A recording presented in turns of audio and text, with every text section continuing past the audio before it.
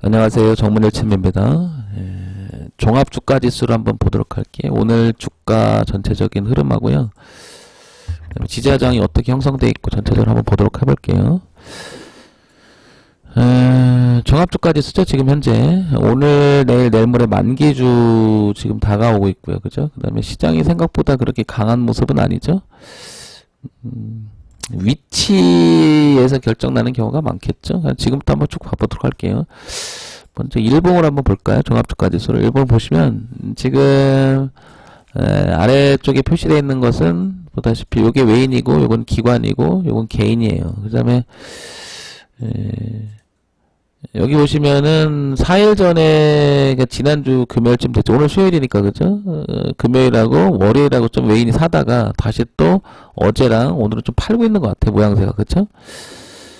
그러면 이제 여기서 보시면 외국인들이 지금 며칠 동안 며칠이 아니라 거의 11월 들어와서 거의 한 달 내내 팔았잖아요. 이렇게 그죠? 계속 팔아서 주가 흐름을 지금 계속해서 이렇게 내려가는 그 원인이 된 지금 그림이죠. 그래서 지난주 금요일부터 좀 잡아서 좀 올려주려고 하는 절대적으로 흐름을 보게 되면 외인의 흐름하고 많이 영향을 받죠. 그렇지만 요즘 들어와서 조금 보시면 여기서 저점에서 끌어올릴 때 연기금하고 지난번에서 많이 올렸잖아요. 그 다음에 여기서 기관들이 이렇게 잡아줘서 주가를 끌어올렸고 그죠? 그래서 좀 파니까 좀 밀렸었고요. 그죠?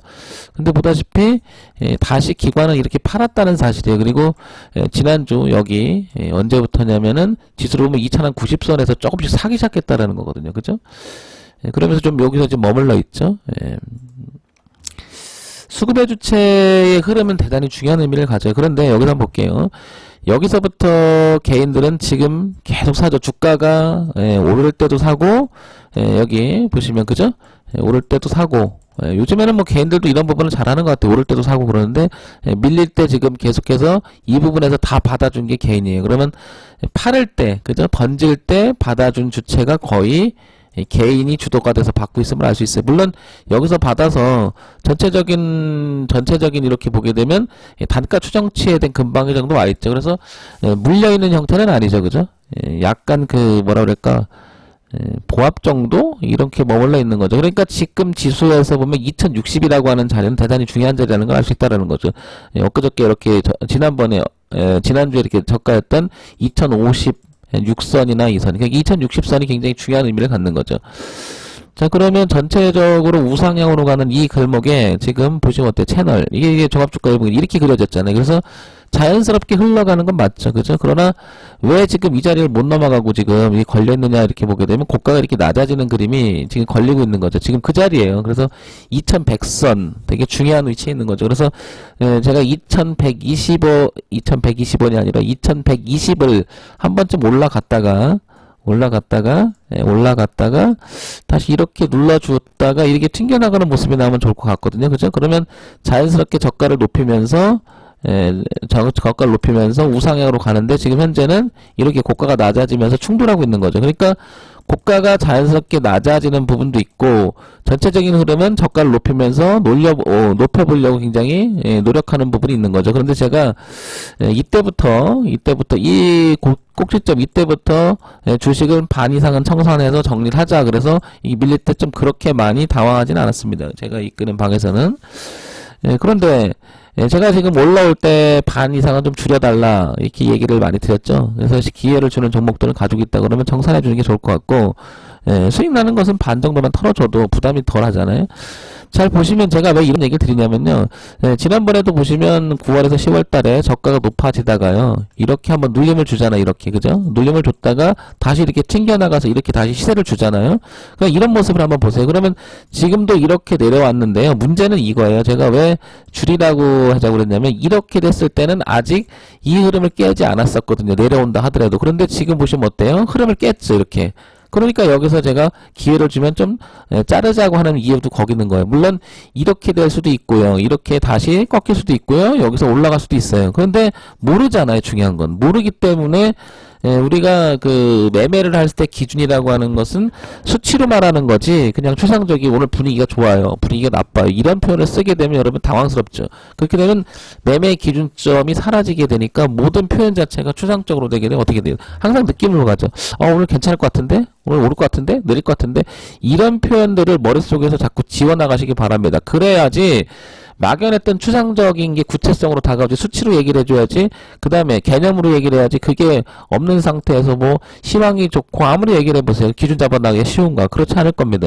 그래서 그런 부분 때문에 말씀드리는 거니까 여러분 보시기 바랍니다. 이게 종합주가지수 일봉이, 그러니까 지금 현재 상황에서 봤을 때는 수치로 말한다면 지금 2104, 뭐 한 이 정도 되는 거죠. 그러니까 자연스럽게 고가가 낮아지는 그림을 이렇게 그려보면, 그쵸? 그래서 제가 2120을 이렇게 갔으면 좋겠다라고 얘기하는 거예요. 뚫어놔줘야지 밀리더라도 지지점이 생기잖아요. 그런데 이게 만약에 뚫지 못하고 그러면 계속 이렇게 타고 내려갈 수 있다는 거죠. 어떻게? 이렇게 채널 타듯이 이렇게. 근데 그 채널이 붕괴됐던 지점을 가만히 보면 지금 이 자리를 탈했기 때문에 여긴 조심해야 된다는 거죠. 무슨 얘기냐면 저항도 있다라는 거죠. 올라오면 저항도 있는 거고, 뭐 어떻게 되면 내려오면 지지도 있는 거고, 두 가지가 공존한다는 거거든요. 자, 자연스럽게 올라갈 때 이 과거의 자리를 보면 이 자리를 한번 보도록 할게요. 지금 이게 그림이 제가 깨끗하게 잘 안 보이는 것 같은데, 제가 다시 그려볼게요. 이런 그림을 한번 보도록 할게요. 이렇게 자연스럽게 내려오다가 주가가 여기서부터, 그죠? 잠깐 머물렀다가 한 이틀 머물렀다가 뚫고 눌림을 주죠. 그랬더니 저가를 높이면서 다시 자연스럽게 내리다가 다시 높이는 이런 지점. 포인트를 보게 되면 이런 지점을 한번 보자는 거죠. 이런 지점, 그 다음에 이런 지점을 한번 보자는 거죠. 그럼 이 지금은 어떤 상태예요? 오히려 깨있는 상태죠. 거꾸로 본다 그러면. 주가를 한번 제가 돌려볼게요. 거꾸로 돌려보면, 거꾸로 보기를 딱 돌려보면 보세요. 반대가 되잖아요. 이렇게. 오히려 위로 올라가려고 하는 모습이 되는 거죠. 아까 동그라미 쳤던 반대가 되는 거니까. 한 이런 부분도 자세히 본다면 여러분들 진짜 도움이 될 거란 말이에요. 주가의 기준을 어떻게, 흐름이라고 하는 기준을 어떻게 잡을 거에 대한 생각 한번 생각해 보시고요. 주봉을 한번 제가 또 다시 한번 봐볼게요. 주봉. 자, 이게 주봉인데요. 흐름상 제가 이렇게 검정색 기준 한번 봐보세요. 이렇게 그러면 내려오는 모습을 표현하는 거예요. 단순히 이렇게. 그죠? 그런데 표현해놨다고 말씀드렸잖아요. 그래 전체적인 흐름은 이렇게, 추세선은요 이게 자동으로 긋기가 어렵습니다. 기술적으로. 왜 그러냐면 기준을 잡기가 어려워요. 그래서 무한대에 가까울 만큼 추세선이 생기거든요. 그래서 제가 이렇게 못 그리는 게 아니고 기술적으로 이건 기준 잡기 어렵습니다. 여기 보시면요, 여기 보시면은 어떤 게 나오냐면, 자동 패턴 분석이랑 캔들 분석, 자동 추세선 있죠? 이거 한번 눌러볼게요. 그러면 단기 기간 산정, 비교 봉수 뭐 이렇게 나오잖아요. 단기 뭐 이렇게 눌러보시면 이게 추세선이 엄청나게 많이 생깁니다. 그러면 이게 기준을 여기다 잡을지 여기다 잡을지 이거 해보세요. 쉽지가 않아요. 이런 추세선이 엄청나게 많이 생겨요. 기준이. 이렇게 보면, 그죠? 그래서 이걸 가지고 이렇게 활용하시는 분들도 있어요. 나쁜 건 아니라고 보고요. 왜냐면 이런 데서 또 보여요. 이렇게 또 안 보이는 건 아닌데 뭐 이런 데 생기고 뭐 난리도 아니에요. 그래서 어떤 그 모양새를 갖추기에는, 기준을 삼기에는 쉽지 않은 거죠. 그래서 제가 잘 쓰지를 않아요. 그래서 안 쓰는 것 뿐이지 뭐 잘 됐다 잘못됐다 그런 건 아니고요. 그러면 제가 이거는 임으로 손으로 그려요. 그래서 어떻게 표현을 이렇게 하는 거, 고가 낮아지잖아요. 연습을 많이 해서 자연스럽게 그거를 어떤 그 수식에 의존해서 차트를 표현을 못하니까 손으로 그려서 저는 이렇게 내가 스스로 그리는 거, 이렇게 이 표현이다 이런 거죠. 전체적인 흐름이. 그런데 그걸 괴를 같이 해서 보시면 올라갈 때도 이렇게 검정색이 이렇게 올라갔었죠. 이제 검정색이 내려오는 그림이 그대로 표현이 되잖아요. 그런데 여기서 바뀌었음을 알 수 있다는 거죠. 그러니까 이게 주봉이에요. 올려놓고 눌림을 주고 다시 튕겨날 수도 있다라는 거예요. 지금 이렇게. 그렇죠? 그런데 다시 일봉으로 가볼게요. 일봉으로 가게 되면 어때요? 일봉에서는 이 자연스러운 흐름이 지금 무너져 있는 형태가 되기 때문에 이 자리 2120을 넘어갔다 오기를 바라는 거예요. 그래서 이런 거 좀 보시기 바랍니다. 자, 또한 월봉으로 다시 이제 가볼게요. 월봉을 보게 되면 어때요? 월봉을 보게 되면 왜 검정색 이렇게 있죠? 이렇게 올라가죠? 이렇게 올라가죠? 월봉상 이렇게 했는데 월봉상 호가는 내려와 있지만 흐름은 안 깼죠. 그림을 보세요. 그죠? 이 검정색은 그냥 밑으로 내려오는 그림은 아니죠. 그냥 일자로 뻗어나가죠. 이때도 그랬죠. 호가는 살짝 깼었죠. 그렇지만 검정색은 올라왔죠. 이게 무슨 말이냐면요, 전체적으로 흐름의 방향을 바꾼다는 것은 무게가 실려야 된다는 표현을 쓰는 건데, 여기도 보세요. 여기도 보시면 저가가 이렇게 올라오잖아요. 표현을 해왔는데 계속 올라가죠. 아직도. 근데 호가는 이렇게 내려왔었죠. 아직 넘어가지 않았어요. 이거 왜 그러냐면요, 제가 만들 때 이렇게 만든 거예요. 보세요. 여기까지 주가가 갔죠? 여기까지. 근데 주가가 여기까지 내려오잖아요? 그런데 보세요. 이걸 기준으로 해서 여기 검정색 아니 그 밑에 보시면 빨간색이 이렇게 내려가고 있죠? 이 선을 깨야지만 얘가 꺾여요. 왜 그럴까요? 이거는 그냥 중심이에요. 개념이 중심이에요. 중심.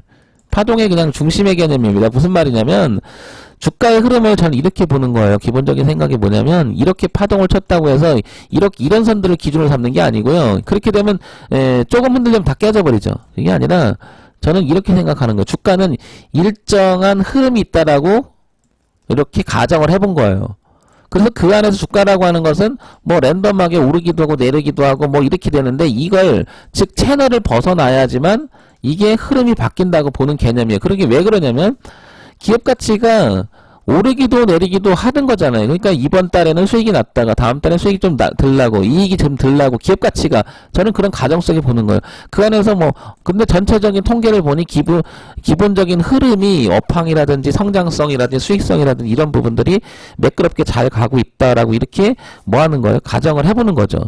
그런 면에서 채널을 그려서 차트를 이렇게 표현하는 거란 말이에요. 그러니까 2003년을 기준으로 해서 여기서 보시면 어때요? 지금까지도 2019년에 오는 거지도 계속해서 우리나라 주가는 상승하고 있다는 거예요. 뭐 어떤 사람들은 뭐 여기 보고 뭐 우리나라 시장이 뭐 다른 나라에 비해서 안 가니까 어쩌고저쩌고 하는데 저는 그런 개념을 쓰지 않습니다. 그거는 지나고 나야 알아요. 무슨 얘기냐? 여기부터 그야말로 폭락을 할 수가 있고요. 여기부터 그야부터 큰 급등을 해서 글로벌 시장하고 걔를 같이 해서 우리 시장만 또 반등할 수도 있어요. 그건 몰라요. 근데 사람들은 감정으로 대항합니다. 뭐 비관론이다. 우리 장이 안 가니까. 뭐 이미 우리나라 장은 힘들다. 외국에 뭐 언제까지 팔 것인가. 맨날 그런 생각만 하고 있습니다. 그거보다 더 중요한 게 어디냐가 중요하죠. 수치로 제시하는 게요. 많은 사람들이 수치로 제시하는 걸 겁내하는 게 아니라 기본적인 개념이 없다고 생각하는 거예요. 그걸 모르니까. 아마도 실전 매매를 해보신 분들은 추상적인 표현 자체가 매매하면서 얼마나 그게 독이 되는지 아실 거예요. 추상적인 생각. 예를 들면 저 추격하지 마세요. 추격하지 말라라는 표현을 썼는데 과연 어느 자리에서 추격하지 말라는 거냐. 어느 위치에서. 이 구체성이 있어야 되죠. 그죠? 그 그림들을 한번 생각해 보시라는 겁니다. 그죠? 연봉을 한번 볼게요. 우리나라 종합주가지수를 보게 되면 이것도 제가 텔레비 옛날에 출연해갖고 얘기 들어서 이 연봉 얘기를 했더니 이 정신 나간 인간들이 한다는 소리가 연봉을 왜 보내요? 너무 멀대요.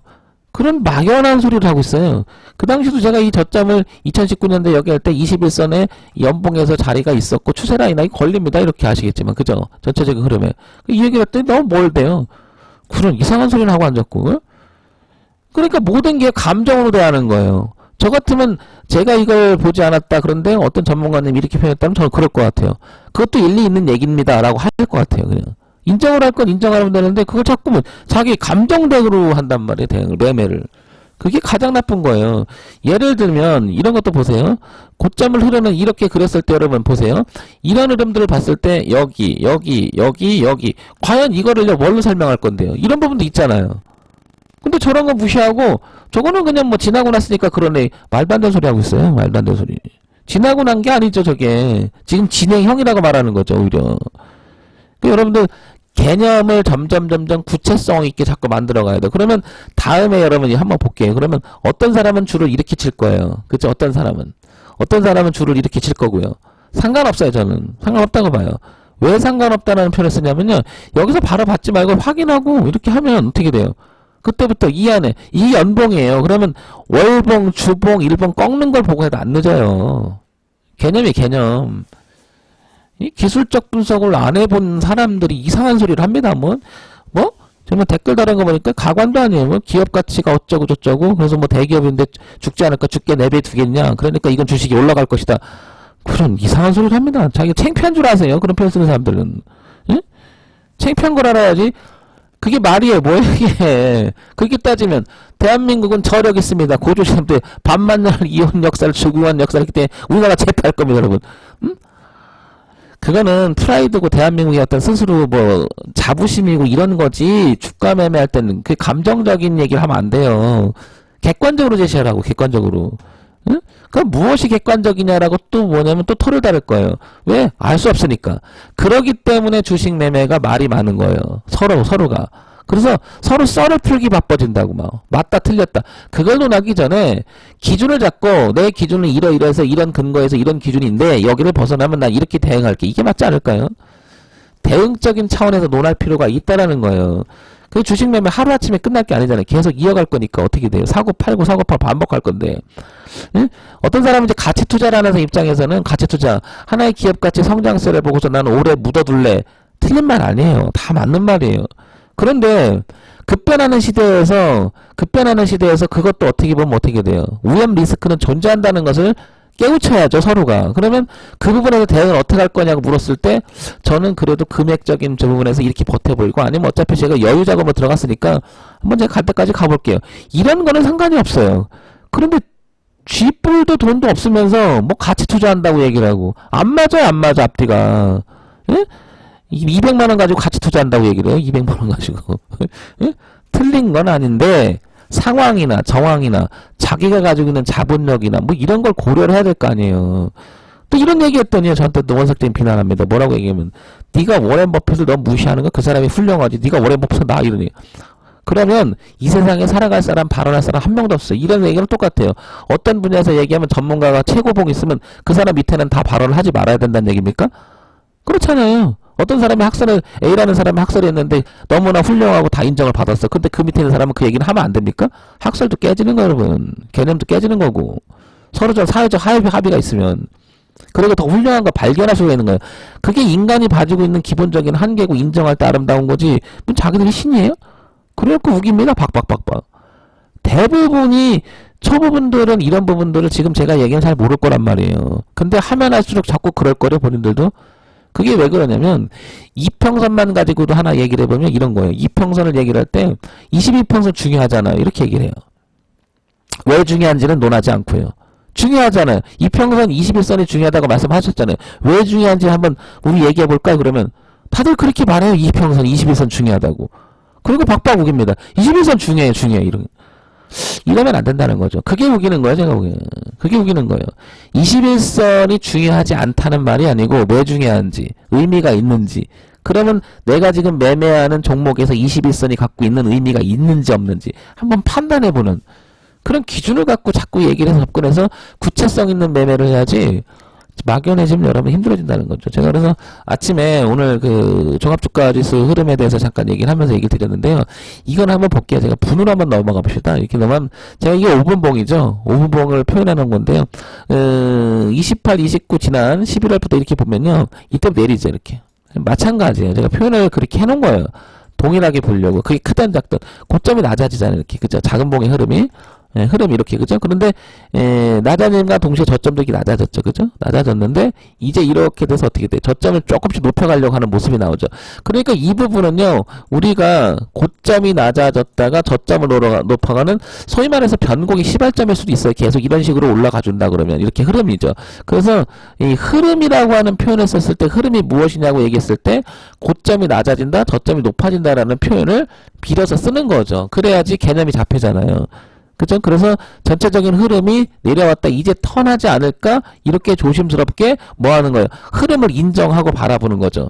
제가 주가를 이때부터 주식을 줄이자고 수없이 얘기했단 말이에요. 이때부터 주가 줄여야 된다고. 예? 예, 가지고 계신 거 기회 주면 자를 거, 개별 종목은 종합주가 내려오더라도 개별 종목 올라갔다 내려갔다는 거 되게 많잖아요. 들고 있는 것 중에. 그러면 그건 다 정리하시라고 내가 그랬다고 이렇게. 그리고 나서 지금 2100을 회복하는지를 보자고 그랬었어요, 여기를. 왜 그러겠습니까?